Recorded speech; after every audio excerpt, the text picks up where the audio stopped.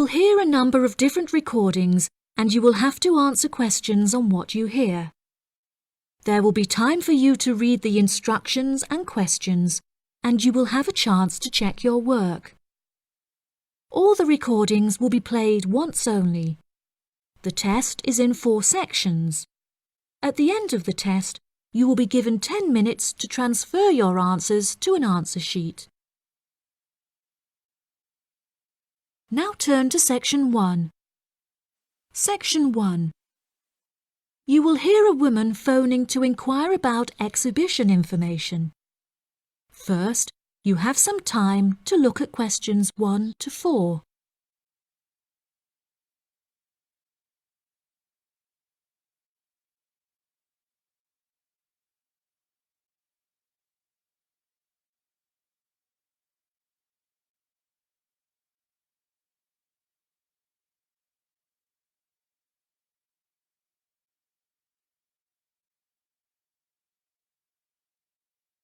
You will see that there is an example that has been done for you. On this occasion only, the conversation relating to this will be played first. Good morning. You're through to the events coordinator at the Birmingham City Council. How may I help you? Hello there. My husband and I are interested in purchasing tickets to the automobile exhibition, but I couldn't find many details about it on your website, and I was wondering whether you could provide me with some more information. Does it open in June? The purpose of calling is to purchase tickets, so purchasing has been written in the space. Now we shall begin. You should answer the questions as you listen, because you will not hear the recording a second time. Listen carefully and answer questions 1 to 4. Good morning. You're through to the events coordinator at the Birmingham City Council. How may I help you? Hello there. My husband and I are interested in purchasing tickets to the automobile exhibition, but I couldn't find many details about it on your website, and I was wondering whether you could provide me with some more information. Does it open in June? Yes, of course, madam. The exhibition will take place during July and will showcase the history of automobiles from the very first commercial car in the late 1800s all the way through to the present day. Is the exhibition open for the duration of July? No, madam. The exhibition will last 3 days, from the 1st of July to the 3rd of July, and then the cars will be taken to another exhibition. Okay. Does the exhibition focus on a certain manufacturer? No, it will showcase a wide range of manufacturers. Wonderful. I'm ever so fed up of going to these shows and only seeing one manufacturer. Are there any opportunities to sit in or even drive the cars? There will be many opportunities for you to sit in the cars. However, some of the cars will only be available to observe. We are yet to be told whether any of the antique cars will be available to drive. However, there will certainly be an opportunity to test driving some of the more modern cars on a purpose-built track. That sounds like great fun. I mustn't forget to bring my camera, or my husband will never forgive me. I'm afraid to say that cameras are actually strictly not allowed to bring into the exhibition. There will, however, be a section where a professional photographer will be available to take photos of you sitting in a car in period clothing. Well, that sounds like it could be fun, but I assume the photos won't be free. On the contrary, one free photograph is included within every ticket, but each photo after this will cost £5. Before you hear the rest of the conversation, you have some time to look at questions 5 to 10.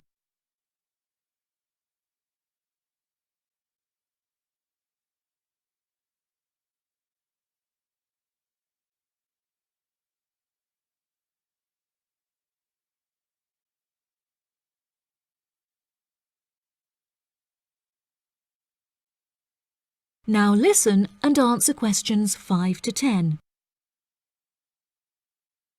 That's a nice surprise. Not many things are free anymore. I've been asking around about the ticket prices, but I haven't yet had a definite answer. Is it correct that the tickets are £100, whether you buy them now or on arrival? I'm afraid not.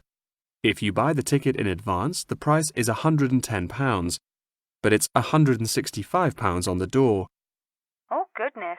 I suppose I'd best pay for them now then. Is it possible to buy tickets from you now over the phone? Yes, of course, madam. I'll transfer you to the box office manager, Mark Edgeworth. That's EDGEWORTH.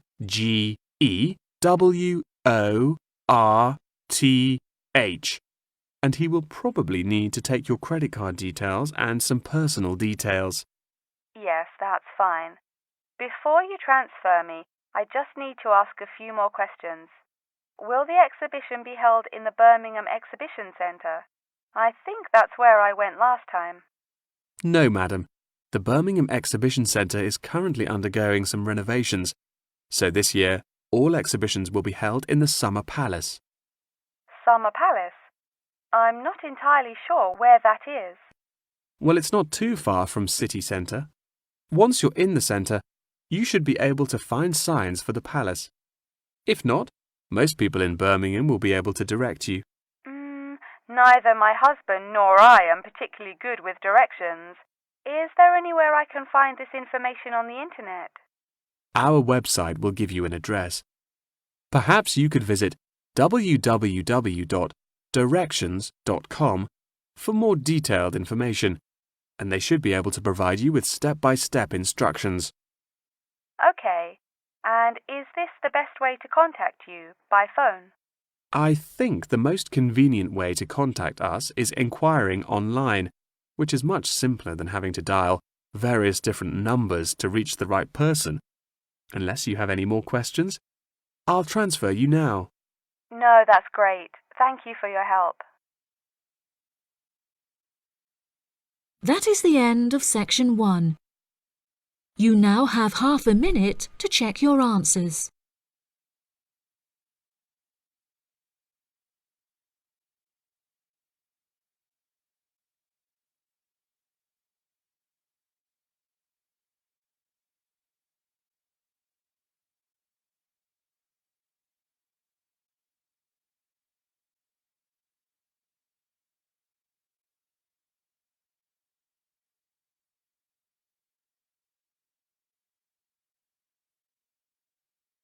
Now turn to section 2.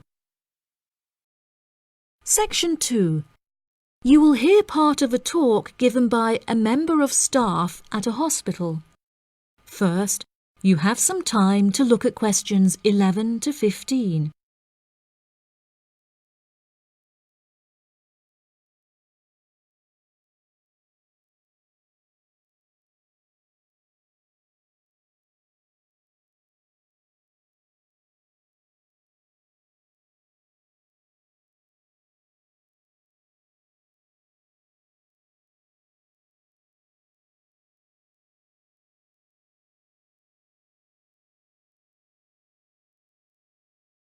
Now listen carefully and answer questions 11 to 15. Hello, and welcome to the homepage for the Healthy Hearing Medical Clinic and Surgery, where we'd like to share a little more information about the services we provide and more. Our hospital is one of the leading specialised hospitals in the United Kingdom, attracting the very best healthcare professionals from around the globe. Not only are we a leading medical practice, but we are also the only hospital in the United Kingdom dedicated entirely to the treatment of and research into the curing of hearing loss. Our facilities and staff here are renowned across Europe, attracting thousands of patients a year. Our consultations can number anything up to 11,000 patients a year. However, we aim to treat around 5,000 patients a year so as to maintain and ensure the quality of our services. Our patients are guaranteed the highest standard of care, as well as the use of our first-class facilities. All patients requiring overnight treatment are provided with their own private room with en-suite facilities, as well as a state-of-the-art entertainment center, which includes a flat-screen LCD television and PlayStation. Appointments with our healthcare professionals can be made at any time during the week, with female doctors available between 8 a.m. and 11 a.m. If you need to see a doctor outside of these times, please visit the Out of Hours page of our website for more information. Our doctors are all trained to an exceptionally high standard and practice a vast array of specialities. Mr. Roberts is a fully qualified ear and throat specialist. Mr. Edwards is a pediatric hearing specialist, while Mr. Green specializes in reversing hearing loss. For more details about our people, please visit the staff members page on our website. During a consultation, doctors will sometimes decide medication is required, for which patients should receive a prescription. There are several pharmacies within the city. However, we recommend that patients use the pharmacy housed within our healthcare facility. Our in-house pharmacy is well stocked at all times. Our products are competitively priced, and our pharmacists are on hand to help and advise from 8 a.m. until 10 p.m. from Monday to Saturday, and from 9 a.m. until 12 p.m. on Sundays. If you require any help outside of these hours, please see our Out of Hours page on the website. Since the Healthy Hearing Medical Clinic and Surgery also functions as a teaching hospital, we aim to provide our students with every opportunity to expose themselves to medicine in practice. Therefore, we would like to encourage our patients to give their consent for a medical student to attend their consultations. If our patients are not comfortable with this, there will be a form at reception where patients will be able to opt out. Before you hear the rest of the talk, you have some time to look at questions 16 to 20.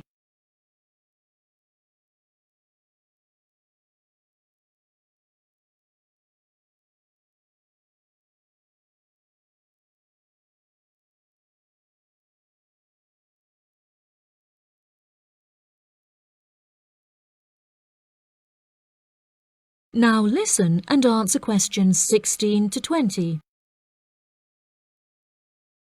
Now, please look at the map I've given you of the Healthy Hearing Medical Clinic and Surgery. For those not familiar with our practice, reception can be found through the main door at the end of the corridor.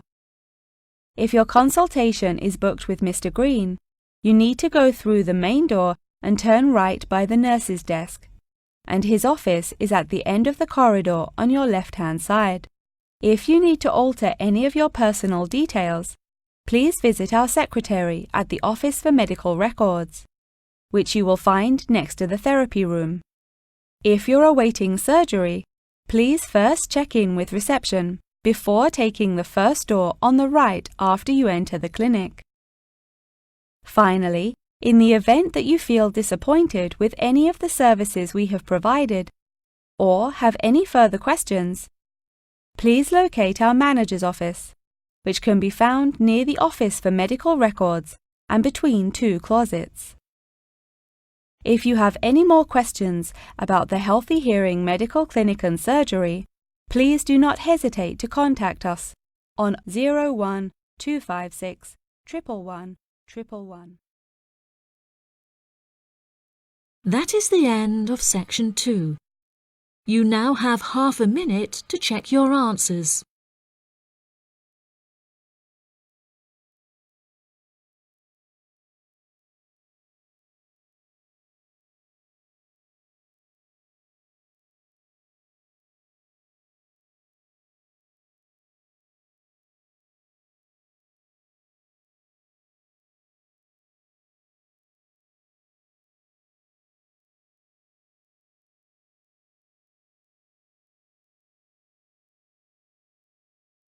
Now turn to section 3. Section 3. You will hear Jim and Jane, two students, talking about their professor's lecture. First, You have some time to look at questions 21 to 25.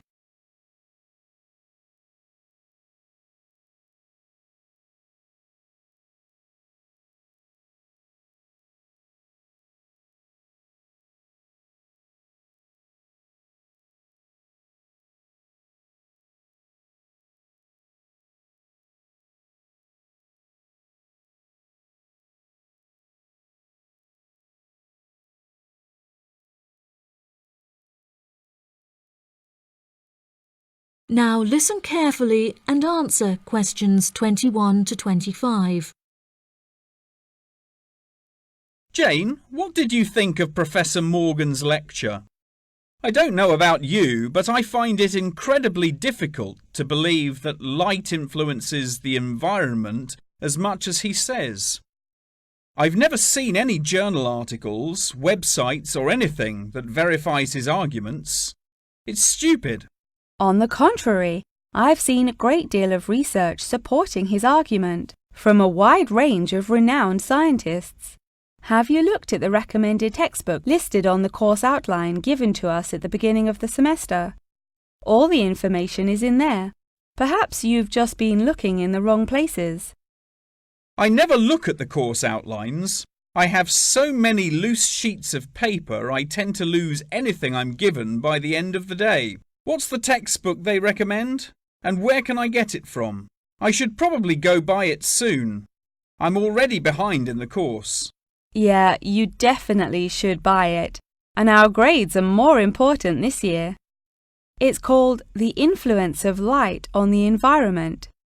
You should be able to find it in the bookshop on campus. If not, they'll order it within 2 weeks. In the meantime, you should read up on Ken Simpson's work.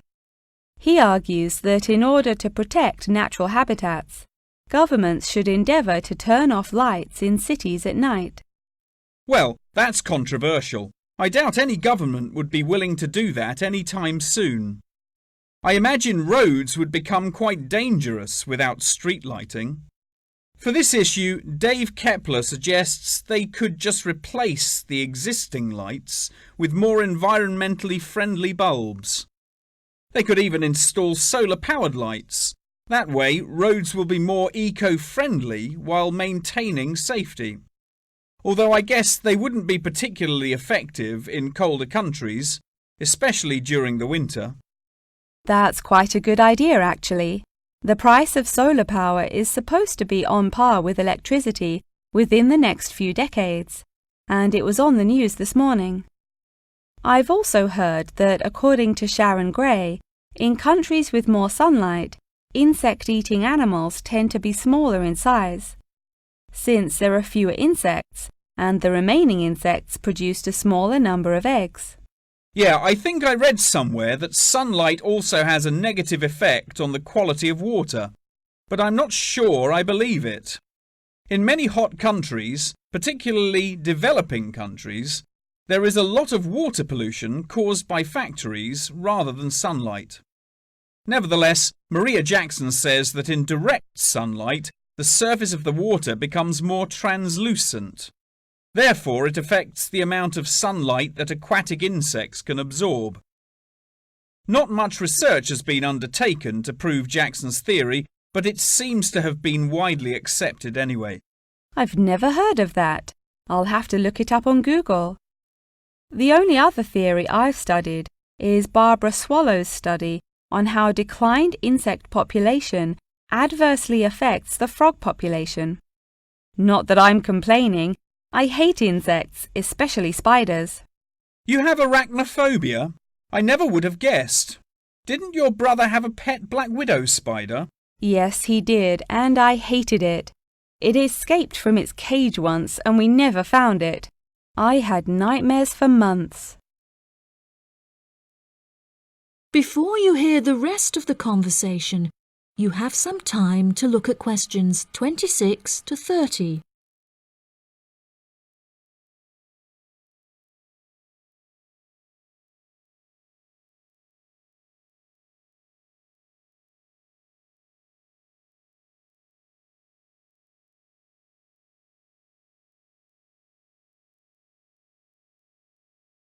Now listen and answer questions 26 to 30. Okay, now I'm getting goosebumps. Let's change the subject. What's your stance on natural and artificial light? Honestly, I'm not sure it makes much difference which one you use. Species will die out either way. I think the real argument we should consider is global warming and protection or replacement of finite fuels.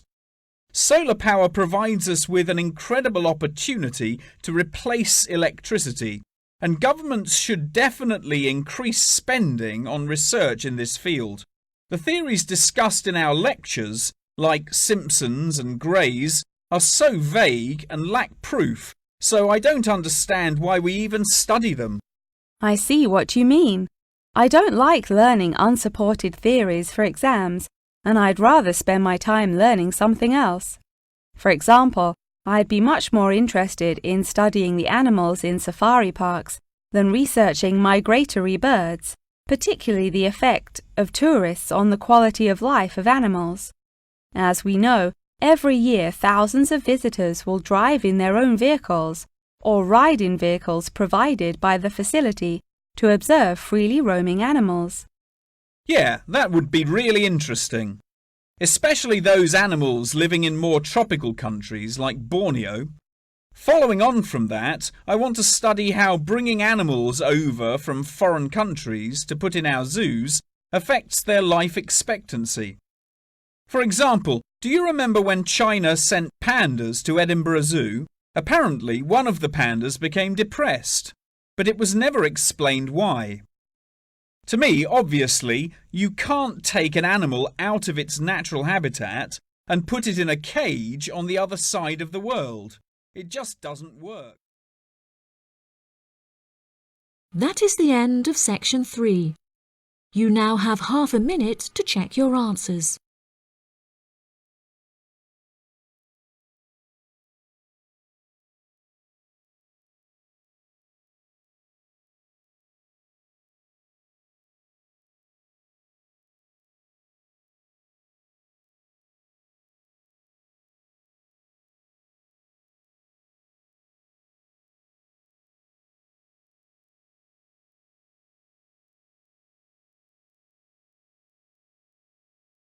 Now turn to section 4.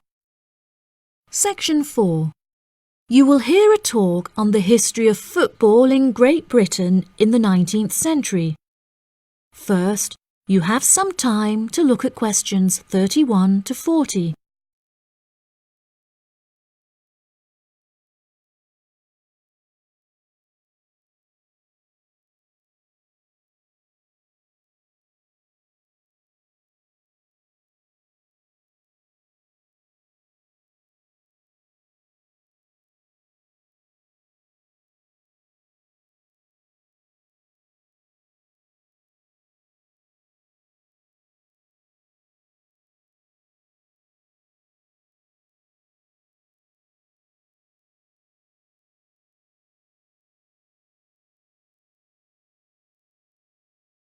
Now listen carefully and answer questions 31 to 40. Great Britain is often hailed as the home of football, with talented players travelling from far and wide to play for teams in the English Premier League, one of the most popular football leagues on the planet. Today we are going to take a look back to the 19th century Great Britain, in an attempt to trace the evolution of the beautiful game, as it is now known. Prior to the 19th century, the game featured a wide variety of local and regional adaptations, which were later smartened up and made more uniform to create our modern-day sports of association football, rugby football, and Ireland's Gaelic football. Even up to the mid-19th century, Shrovetide football, or mob football, was still widely practiced. According to the rules of mob football, there were no rules. A player could legally use any means whatsoever to obtain the ball, such as kicking, punching, biting, and gouging, with the only exceptions being murder and manslaughter. These games may be regarded as the ancestors of modern codes of football, and by comparison with later models of football, they were chaotic and had few cooperation. Towards the latter end of the 19th century and moving into the early part of the 20th century, however, there appeared a newfound emphasis on moral values in football. Perhaps a more modern example of this can be seen in John Terry's suspension as England captain, following reports of his infidelity to his wife. Furthermore, as mob football died away, there grew a greater concern for players' health and general well-being, with many clubs affording their top players access to frequent medical checkups and treatment. Despite the presence of Great Britain's unique state-funded National Health Service, football clubs are still seen today providing team members with state-of-the-art healthcare facilities, with the top clubs even housing their own specialist doctors and physicians.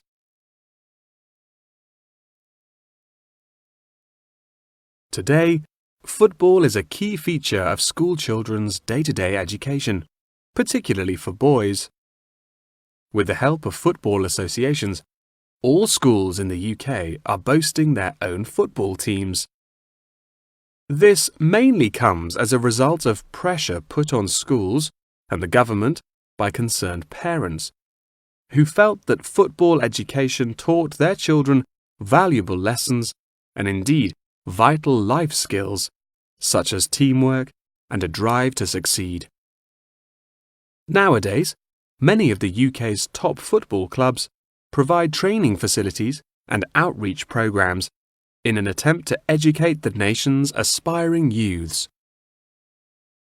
As I previously mentioned, it was only during the 19th century that football in its uniform concept truly began to emerge, with footballers previously playing according to their own versions of the rules. However, it was not until the early 20th century that different players actually began to play according to these standardized rules. Prior to the 19th century, football was played by all the major English public schools, including the likes of Eton College, Winchester College, and Harrow. In 1848, there was a meeting at Cambridge University in an attempt to lay down the laws of football. Present at the meeting were representatives of each of these major public schools, whom each brought a copy of the rules enforced by their own individual school's rules of football. The result of the meeting was what is now known as the Cambridge Rules, thereby uniting the rules from across the country into one simple document. However, the Cambridge Rules were not liked by all, and a new set of rules, Thring's Rules, compounded in the book The Simplest Game, became commonplace among dissenters. Across the country, improvements in infrastructure and public transport had a knock-on effect of dramatically increasing attendance to football games. Football quickly became a social event where spectators would meet friends, drink tea, and chat about the good old days. As football became more and more popular, it was decided that more money should be invested in maintaining the quality of pitches, amongst other things, and there was even talk of installing seating for spectators. However, the question of who was to foot the bill quickly became a divisive issue, with many believing that the government should fund football's development as a national sport. But in the end, the onus fell upon Britain's local and regional football clubs for the funding and development of the Football Association. They became responsible for the upkeep of football grounds, began to pay their best players a small salary, and organised competitions against other local and regional teams. And there began England's Football Association, or the FA, as we know it in its current form, the governing body of football in England. As the FA continued to grow and accumulate greater wealth, it was able to attract more and more talented young men from across the country, before finally accepting professional talent in the early 20th century. Today, football is played at a professional level all over the world. Millions of people regularly go to football stadiums to follow their favourite teams, while billions more watch the game on television or on the internet. That is the end of section 4. You now have half a minute to check your answers.